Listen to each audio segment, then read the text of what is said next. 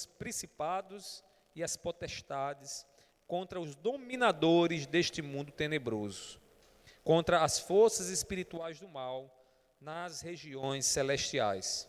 Por isso, peguem toda a armadura de Deus, para que vocês possam resistir no dia mau e depois de terem vencido tudo, permanecer inabaláveis. Pai, em Tua presença, rogamos mais uma vez, ajuda-nos a entender a Tua palavra. Prepara-nos, Senhor, para as batalhas que temos que enfrentar todos os dias, no nosso trabalho, em casa, na igreja, no ministério. Pai, que os nossos ouvidos nessa noite possam ouvir claramente a Tua voz falando e nos dando a instrução necessária. Seja conosco, assim eu te peço, em nome do Teu Filho amado Jesus. Amém, amém. Podem sentar, meus irmãos. Meus irmãos, o preparo para a batalha espiritual, e é sobre isso que eu gostaria de meditar com vocês nessa noite. E antes da gente esmiuçar um pouco mais, como é esse preparo e como é que Deus nos dá esse preparo, é importante que a gente entenda o seguinte, meus irmãos, que o despreparo espiritual na batalha espiritual pode deixar sérios danos na vida das pessoas com quem nós convivemos e também na nossa vida. A gente precisa ser um povo acordado, atento, para perceber que nós estamos cercados de um mundo que, como diz a palavra, jaz no maligno. O inimigo, ele vive ao nosso derredor, diz Pedro, como um dragão faminto, desejando pegar alguém que lhe deu uma brecha para devorar. Então a gente vive cercados por essa maldade, pelo nosso inimigo, e precisamos estar guerreando, porque uma das maneiras que ele utiliza para tentar atingir a nossa vida é instrumentalizar pessoas contra a nossa vida. É uma das maneiras muito claras que o diabo utiliza. Às vezes através de um pensamento, às vezes através de uma palavra. A gente está lá bem, de repente a gente escuta uma palavra que a gente não queria ouvir e que machuca o nosso coração e que abre uma ferida. Meus irmãos, nós precisamos estar preparados espiritualmente para a batalha espiritual. E eu acredito que quando nós estamos preparados, nós nos livramos de alguns danos. Eu queria arrolar pelo menos 2 deles, que certamente, se você não estiver preparado, você vai causar ou vai sofrer um desses danos. Primeiro deles, irmãos, quando as ações elas são carnais e não espirituais, o resultado são pessoas feridas, porque a gente olha para pessoas e vê a pessoa como sendo um inimigo nosso, como se nós estivéssemos combatendo com gente de carne e sangue, quando na verdade toda ação que leva alguém a agir contra nós e para fazer um mal à nossa vida, começa no mundo espiritual, começa no espírito. Então, meus irmãos, entendendo isso, a gente não vai combater contra a gente vai combater contra quem? Contra o arqui-inimigo, que é um ser espiritual, o diabo, que vive ao nosso derredor, que assim como o ar que nós respiramos, ou como um objeto que tocamos e cremos pelos sentidos que é real, acreditamos que é real, assim também é o diabo, ele é real, embora não o vejamos, mas ele é real, e a gente percebe a realidade do diabo nas ações maldosas que muitas vezes nós percebemos e acontecem na nossa vida. Meus irmãos, então, o primeiro dano que pode sofrer alguém que entra numa batalha sem estar preparado é causar um dano ao outro. Eu não sei, eu espero que não, mas eu espero que você não esteja guerreando contra carne ou sangue. Eu espero que você não esteja guerreando contra gente, porque a sua luta não é contra a gente, a nossa luta é contra o inimigo. E a gente precisa se utilizar das armas espirituais para vencer o inimigo. Mas além disso, irmãos, outro dano que sofre aqueles que entram despreparados na batalha espiritual, meus irmãos, é que muitas vezes nós desanimamos quando estamos despreparados na batalha espiritual. Por quê? Porque o nosso espírito facilmente é atingido e a gente desanima. Sabe aquela pessoa que está lá envolvida, querendo que a coisa ande no reino de Deus, que o ministério avance, aí de repente chega alguém, com uma palavra ferina e diz: rapaz, não tem jeito não, desista, e ali é mesmo que um balde de água fria, que apaga o fervor, e a gente fica abatido.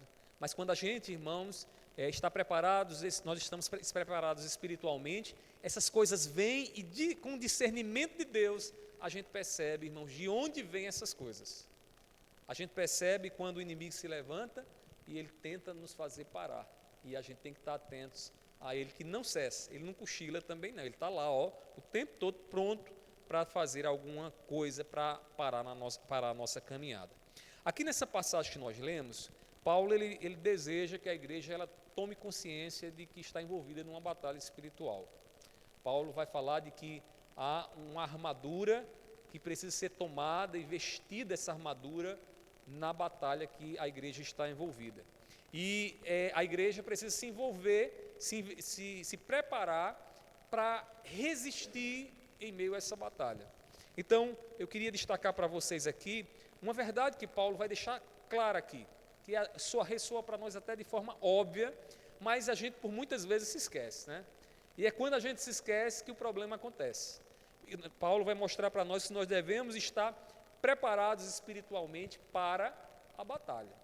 E aí, meus irmãos, em que consiste então esse preparo que Paulo quer que a igreja tenha e que ele quer que nós tenhamos? Em que consiste esse preparo?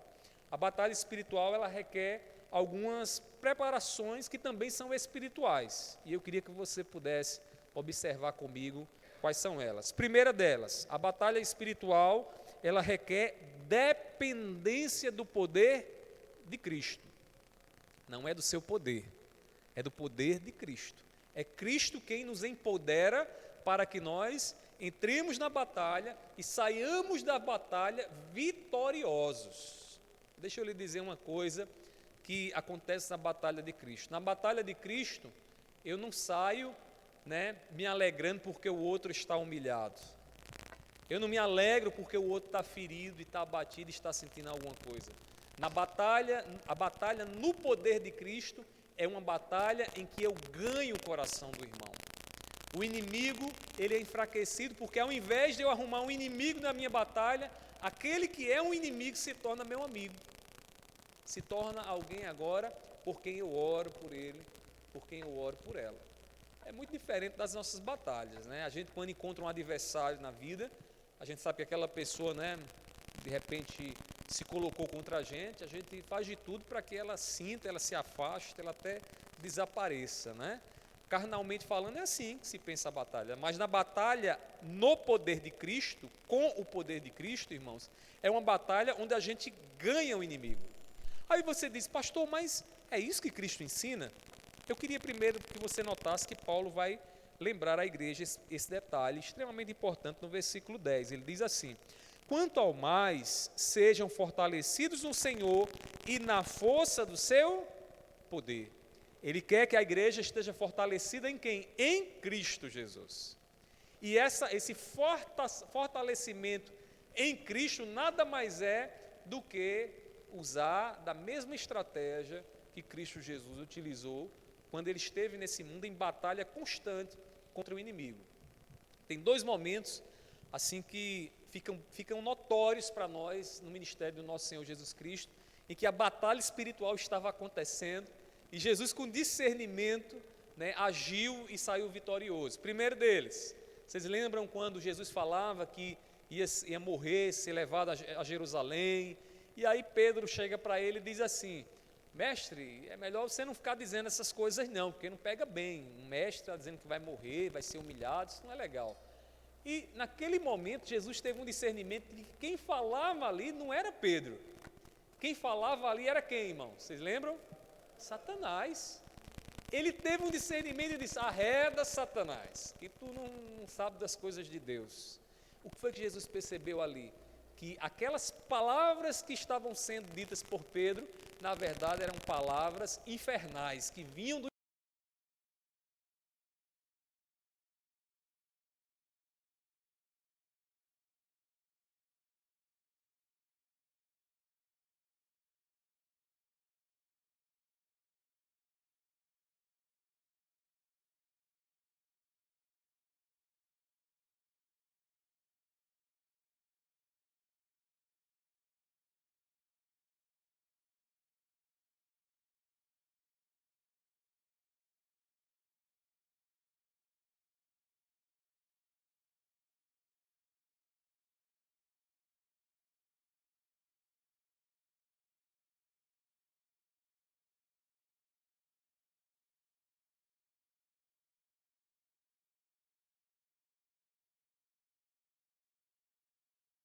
batalha, a gente faça o quê?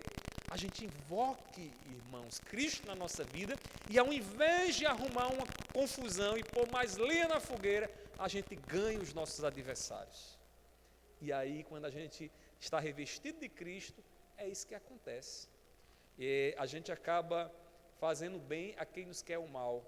E sabe o que é que acontece? Paulo diz que é como se uma brasa estivesse na cabeça, pegando fogo do inimigo, né? Ele vai ficar, rapaz, como é que pode? Eu faço tanto mal e ele só faz o bem. Como é que pode uma coisa dessa? Meus queridos irmãos, para estarmos preparados para a batalha espiritual, nós precisamos da dependência do poder de Cristo Jesus.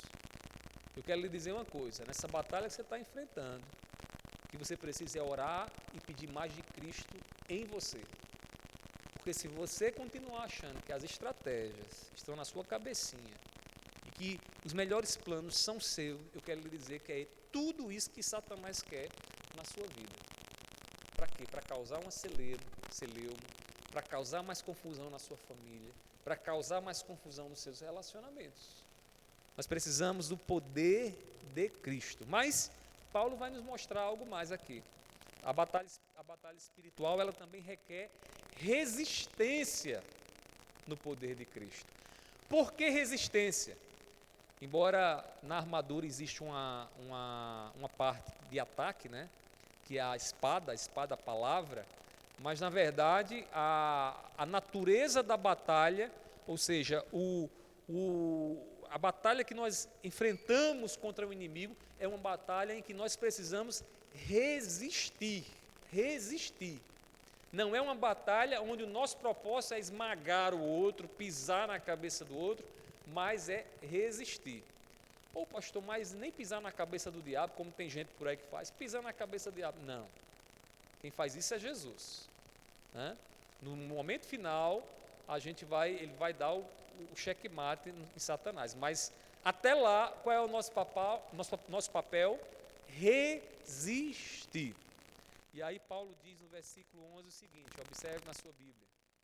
Ele diz assim: vistam-se com toda a armadura de Deus para poderem ficar firmes contra as ciladas do diabo. Perceba essa expressão, ficar firme. O que é algo firme? É algo inabalável, é algo que não se move, é algo que resiste, né? Que resiste. Agora no versículo 13, ele clareia ainda mais o nosso entendimento quando ele diz assim: por isso peguem toda a armadura de Deus, para que vocês possam resistir no dia mau e depois de terem vencido tudo, permanecer inabaláveis. Irmãos, tudo o que Paulo está falando foi o que o nosso Senhor Jesus Cristo nos ensinou. A batalha de resistência.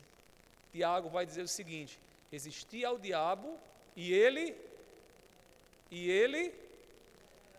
fugirá de vós. Resistir ao diabo.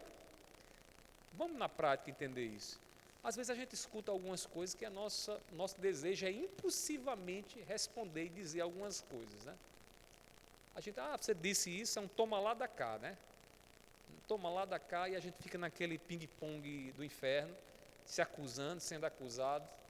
E aí, o que é que a palavra nos ensina? Em situações como essas, eu estou aqui exemplificando uma situação específica, o que a gente precisa é, ouvindo, resistir. Não revidando, não sendo vingativo, não pagando com a mesma moeda. Ah, pastor, como isso é difícil. Irmãos, eu confesso que às vezes dá vontade de dizer, pipocar e dizer um bocado de coisa. Aí nessas horas, sabe o que eu lembro? O quanto eu preciso orar mais, o quanto eu preciso me consagrar mais, para que eu não caia no enredo do diabo. E eu sei que com vocês não é diferente, porque o meu inimigo também é o inimigo de vocês. Então, meus queridos irmãos, a batalha espiritual requer resistência no poder de Cristo. Uma vez que temos o poder, agora resistamos. Você tem Jesus. Você pode invocar: Jesus, me dá o teu poder para que eu não fale, para que eu não diga, para que eu não faça e acabe agindo, movido, não pelo teu espírito, mas por demônios. A gente tem que pedir ao Senhor isso, irmãos. E é isso que Paulo está ensinando aqui. Mas para encerrar, eu queria que você ainda percebesse outra preparação que é necessária. Vimos primeiramente que é necessário poder de Cristo, a resistência de Cristo, e em terceiro e último lugar, a batalha ela requer discernimento do inimigo. E do inimigo de quem? De Cristo, viu, irmãos? Do inimigo de Cristo. Meus irmãos, no versículo 12, Paulo vai deixar muito claro para a igreja qual é o inimigo dela. Aqui no contexto dessa carta, havia uma contenda entre judeus e gentios. É possível que aqueles irmãos estivessem olhando para aqueles que não faziam parte do judaísmo, ou os gentios olhando para os judeus, encarando os outros como inimigos, né? Talvez até alguns que viessem querer mudar ali, deturpar o evangelho, que naquela época era muito comum. Então Paulo vai esclarecer e dizer para os irmãos: olha, não olhem para as pessoas e vejam pessoas como inimigo de vocês. Porque se vocês olharem para pessoas como inimigo de vocês, vocês vão causar grandes danos na vida alheia. E aí Paulo diz assim no versículo 12, observe: porque a nossa luta não é contra o sangue e a carne, mas contra os principados e as potestades, contra os dominadores deste mundo tenebroso, contra as forças do mal, onde, irmãos? Nas regiões celestiais. Ele está falando de que aqui? De coisas espirituais. Ele está falando de coisas que eu e você temos certeza que existem, mas que são coisas espirituais, coisas que nós não vemos com os nossos olhos de carne, né? Mas que nós temos plena certeza de que está lá. Por exemplo, saber que nós estamos diante do trono da graça de Deus. Onde é que está esse trono? Está em alguma sala aqui da igreja? Não está, irmãos. Você só vai ver esse trono espiritual se espiritualmente, pela fé, você crer no que a palavra ensina e se apropriar e viver com essa realidade na sua vida. Então, tem muitas coisas espirituais que a Bíblia fala, né? A nossa posição ao lado de Deus, anjos que são ministros de Deus, que Deus manda para nos socorrer e nos ajudar, demônios também, né? Que estão ao nosso derredor para fazer o mal. Tudo isso é espiritual, irmãos. A gente precisa ter os nossos olhos espirituais destampados para ver essas coisas.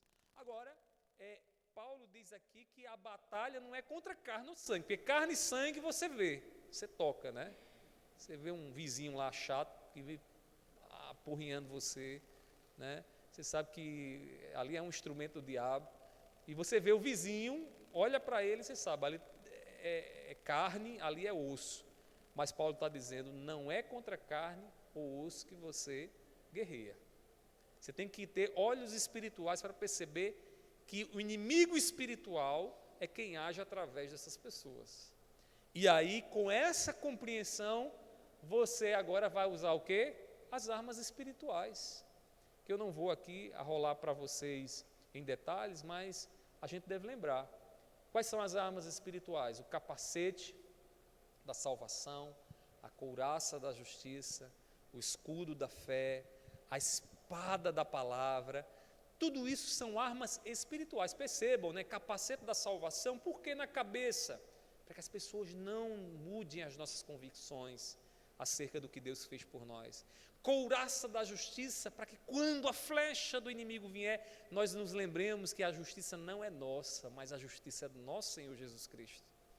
Meus queridos irmãos, nós precisamos ter discernimento, para que quando essas coisas vierem em nossa direção, nós lembremos a quem servimos, lembremos quem é o nosso verdadeiro inimigo, para a gente não estar derramando sangue, viu, irmãos? A gente não está derramando sangue, a gente tem que ter muito cuidado com relação a isso. Então, para estarmos preparados para a batalha espiritual, primeiro, precisamos do poder de Cristo. Segundo, precisamos do quê? Da resistência que esse poder nos dá. E terceiro e último lugar, do discernimento do inimigo de Cristo. E o inimigo de Cristo também é o nosso inimigo, que é o diabo. Pastor, quer dizer então que aquela pessoa é um diabo? Não estou dizendo que aquela pessoa é um diabo. A gente tem que orar por ela, para que ela se converta, para que ela seja regenerada. E uma vez regenerada, nascida de novo, ela possa servir a Cristo e não mais ao inimigo. Meus queridos irmãos, Deus ele tem o preparo que nós precisamos para enfrentar as batalhas que teremos que enfrentar até aquele grande dia quando Ele vai voltar. Até lá, as batalhas não vão cessar.